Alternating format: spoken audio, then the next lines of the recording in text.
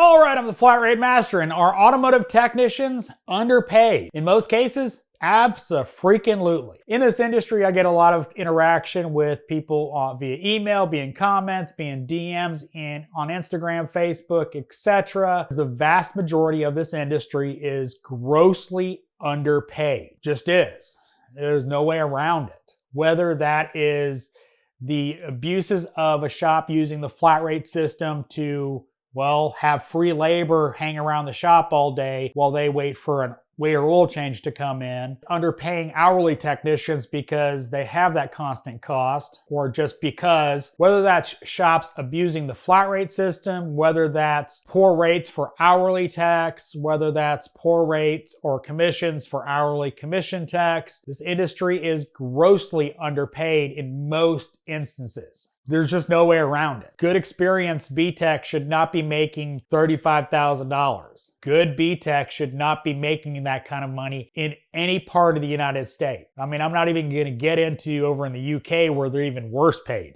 Just saying, according to my comments anyway. But the fact is that this industry has stagnated so much in pay up until recently. Recently, pay has increased, but not enough. Most shops still vastly underpay technicians. When they're looking for a tech with 5 years experience, ASE's up the wazoo, and they're paying $19 an hour. Seen ads like that. There's a huge disparity. The huge disparity also comes from hourly versus flat rate. Flat rate being the flat rate system that it is, the shop has to be busy to sustain a flat rate technician. Most shops that I see are flat rate generally aren't busy enough to sustain that business model because, well, they're gonna have turnover. Flat rate tech's gonna come in, bill 30 hours week after week and go screw this, and that makes them underpaid. I know a lot of people will go, that's the flat rate system, but the fact is that a flat rate tech should be billing well above the amount of hours they're there,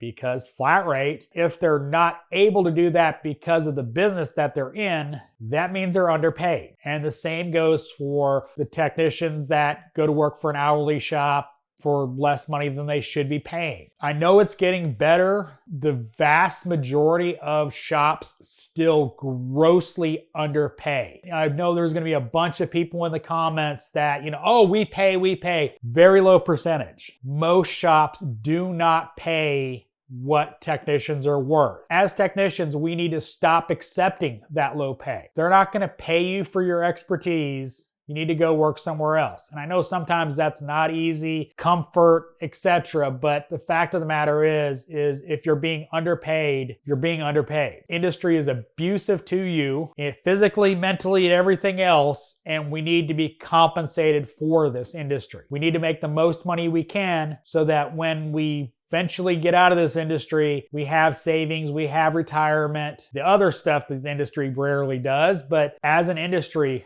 we need to stop accepting $19 an hour to go work at a shop because it's hourly. We need to stop accepting working at a shop, billing 30 hours a week because they don't have enough work.